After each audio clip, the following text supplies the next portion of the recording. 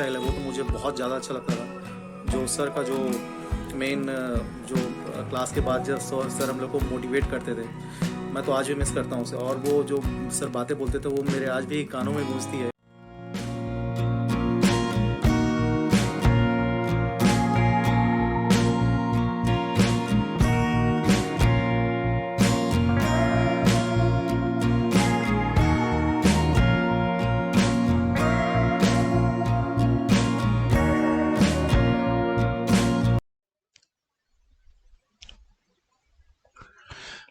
Ambient air, dry bulb temperature is 45 degrees centigrade and wet bulb temperature is 27 degrees centigrade. Select the lowest possible condensing temperature from the following for an evaporative cooled condenser. क्या 25 क्यों?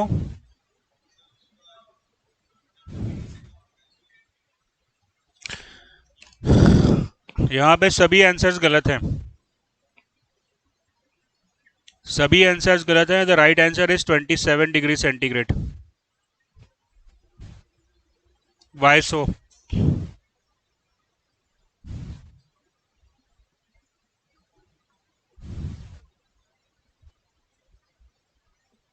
Evaporative, एक minute नहीं, रुक जाओ। एक minute रुक जाओ। Select the lowest possible condensing temperature from for an evaporative cooled condenser. इवेपोरेटिवली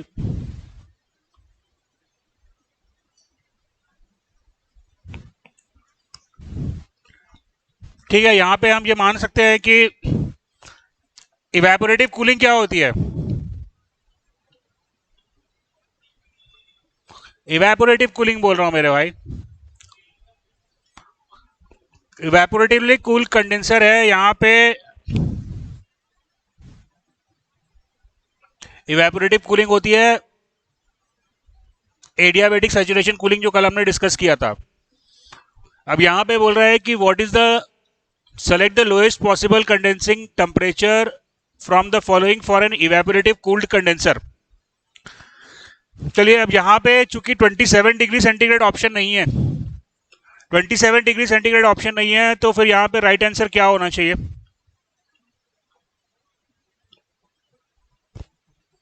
अरे आवाज दो यार, जो भी ए बी सी डी बोलो तो क्यों ए होना चाहिए? 27 क्यों होना चाहिए था और ए क्यों होगा?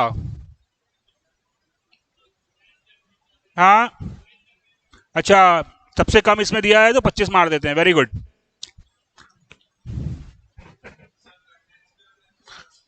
हाँ, तो हम यहाँ पे ये एज्यूम कर रहे हैं कि भले इवेपोरेटिव कूल लिखा है कंडेंसर ये, लेकिन जो कूलिंग हो रही है वो कांस्टेंट प्रेशर ही कूलिंग हो रही है। जो कूलिंग हो रही है वो कांस्टेंट प्रेशर ही कूलिंग हो रही है। इसलिए कांस्टेंट प्रेशर कूलिंग होगी तो कंडेंसेशन कौन से टेम्परेचर पे शुरू होता है? अरे यार, ऐसे करने का कोई मतलब नहीं है मालूम। मैं आपको बोला था घर से पढ़ के आ जाओ। कांस्टेंट प्रेशर पे अगर हम एयर को कूल करें तो किस टेम्परेचर पे कंडेंसेशन शुरू होता है?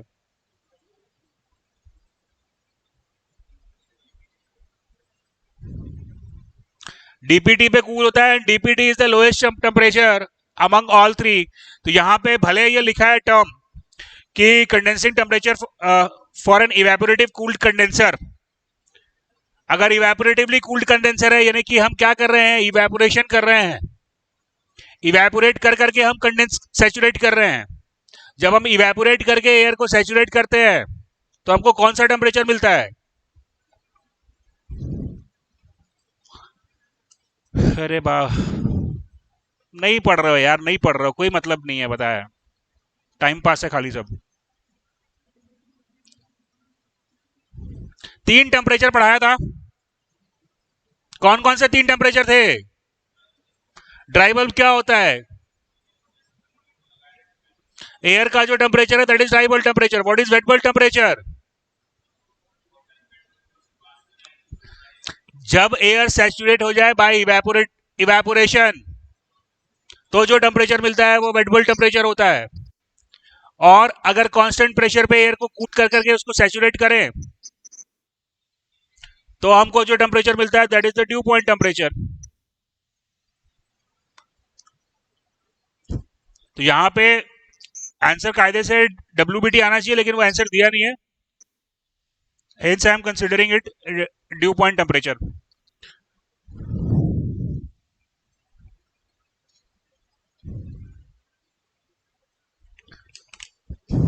When atmospheric air is heated at constant pressure,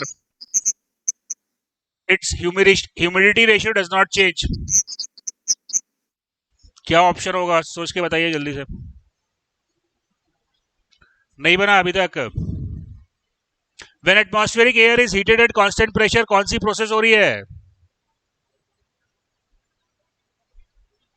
हाँ, अरे पूरा बताओ, हीटिंग कौन सी हीटिंग है ये?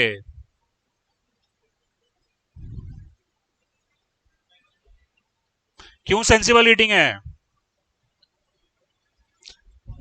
कांस्टेंट प्रेशर है, यानी कि पीवी कांस्टेंट है, तो प्रोसेस क्या हुई? Sensible heating. कल की क्लास में अपन डिस्कस किए हैं, humidity ratio W does not change, right और रॉन्ग? ऑप्शन ए सही है। ये पुराने गेट के क्वेश्चन में एक से ज्यादा आंसर भी सही हो सकते हैं। रिलेटिव ह्यूमिडिटी इंक्रीजेस, बढ़ेगा घटेगा? Due point temperature does not change, ये भी सही है। Wait bulb temperature increases, wait bulb temperature increases, क्या होगा? एंथैल्पी बढ़ेगी ना? एंथैल्पी बढ़ेगी या नहीं? वेट बल्ब टेम्परेचर बढ़ेगा, ये भी सही है।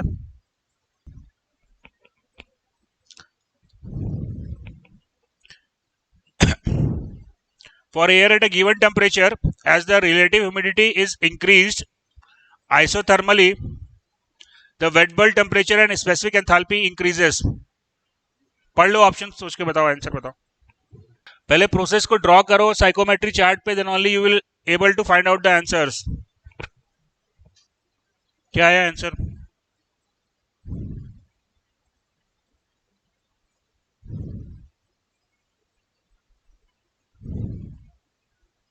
साइकोमेट्री चार्ट पे जाओ बाबू। हाँ, दोनों। पहली बात तो यहाँ पे सी और डी तो गलत ही हो गए। सी और डी गलत होंगे, योगेश समझ में आ रहा है क्यों? ऑप्शन सी और डी गलत है, क्यों? हाँ, अगर एंथैल्पी बढ़ेगा तो वेट बल्ब टेम्परेचर भी बढ़ेगा, अगर एंथैल्पी घटेगा तो वेट बल्ब टेम्परेचर भी घटेगा। एक बढ़ेगा दूसरा घटेगा, ये स्टेटमेंट गलत है। तो या तो ऑप्शन ए सही होगा या फिर ऑप्शन बी सही होगा। आओ अब देखते हैं क्या होगा। प्रोसेस कैसे ड्रॉ करेंगे इसको साइकोमेट्री चार्ट पे? स्ट्रेट लाइन जाएगी, कैसी लाइन जाएगी? स्ट्रेट डाउन जाएगी, डाउन से अप जाएगी। चलो,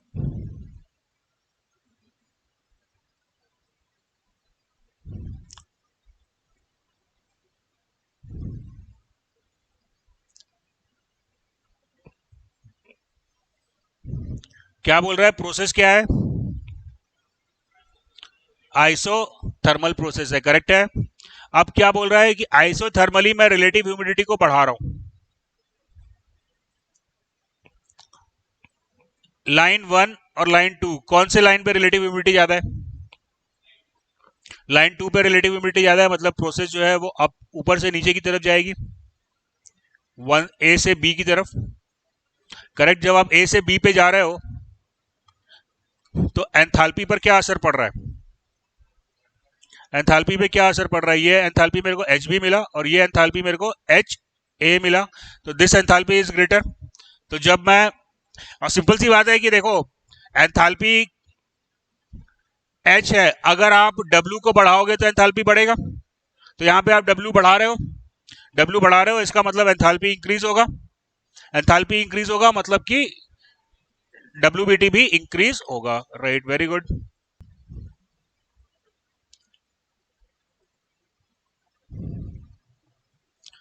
चलिए आंसर बताइए।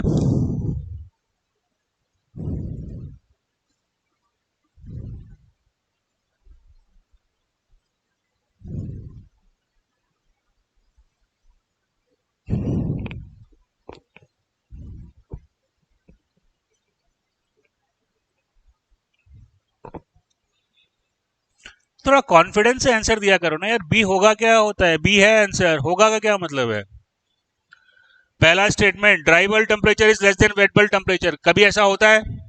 कभी भी ऐसा होता है क्या? नहीं होता है, तो पहला वाला ऑप्शन हो गया गलत। दूसरा ऑप्शन बोल रहा है the dew point temperature is less than the wait bulb temperature, हमेशा होता है? नहीं, हमेशा नहीं होता है। ड्यू पॉइंट टेम्परेचर और वेट बल्ब टेम्परेचर इक्वल भी हो सकता था, लेकिन कब होता वो?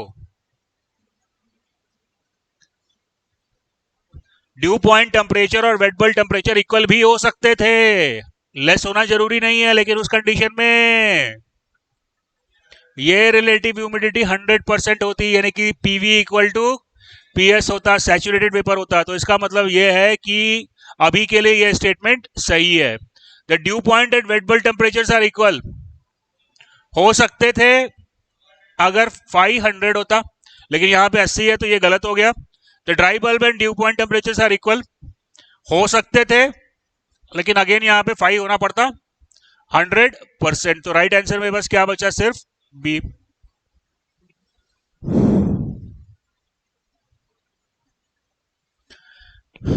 During chemical humidification process of air, क्या ऑप्शन आएगा?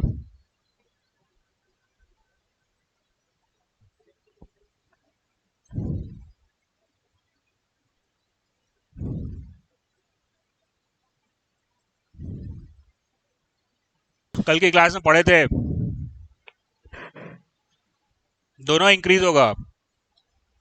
अबे ये तो होगा ही नहीं ह्यूमिडिटी, ये तो क्वेश्चन में साफ साफ लिख दिया है, तो काहे को यार, थोड़ा तो दिमाग लगाया करो यार। ये तो मेरे को, अगर अनपढ़ गंवार भी हूं तब भी मेरे को डीह्यूमिडिफिकेशन लिखा है, इसका मतलब डब्ल्यू कम होगा।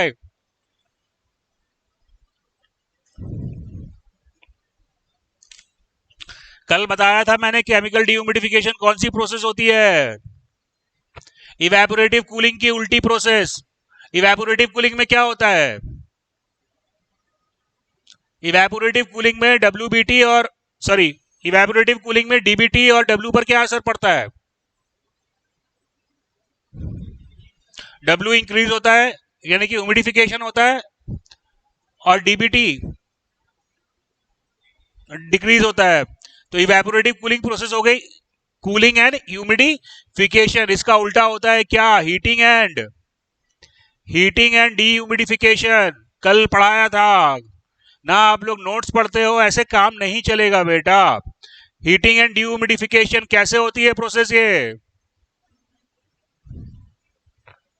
कैसे होती है प्रोसेस, ये आइसेंथेल्पिक प्रोसेस होती है। केमिकल एब्जॉर्बेंट का इस्तेमाल करते हैं, केमिकल वेपर को एब्जॉर्ब कर लेता है, वेपर जब लिक्विड स्टेट में आता है तो लेटेंट हीट रिलीज होती है, जिससे कि ड्राई बल्ब टेम्परेचर बढ़ता है। तो सीधा सीधा आगे ऑप्शन देखो यहाँ पे, dry bulb temperature and specific humidity decreases, गलत हो गया।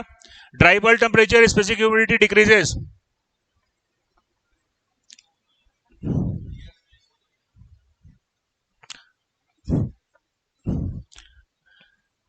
Dry bulb temperature increases and specific humidity decreases, W कम हो रहा है जिसकी वजह से डीबीटी बढ़ रहा है, तो b is the right answer. Dry bulb temperature decreases, गलत हो गया क्योंकि प्रोसेस हीटिंग की है। Dry bulb temperature and specific humidity increases, गलत है, ह्यूमिडिटी डिक्रीज हो रही है।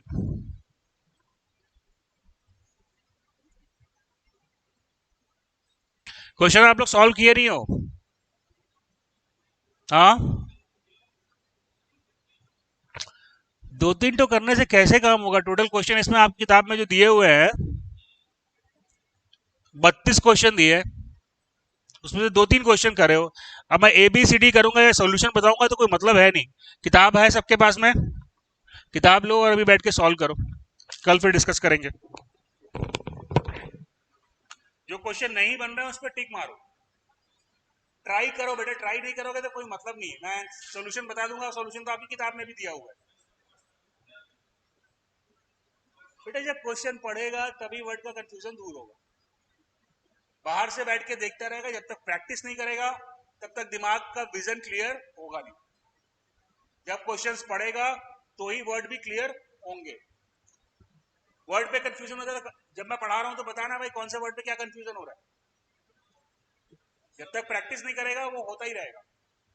अभी 3 क्वेश्चन 4 क्वेश्चन हमने किए, उसमें कौन से वर्ड में कंफ्यूजन था? नहीं आया ना, वो तो किया ही नहीं, ईमानदारी से पढ़ा ही नहीं। ईमानदारी से पढ़ेगा तो आएगा ही नहीं कंफ्यूजन। अच्छा चल रहा तू, इजी वाले तो तू कर नहीं पा रहा था, अभी इजी वाले तो करवा रहा था।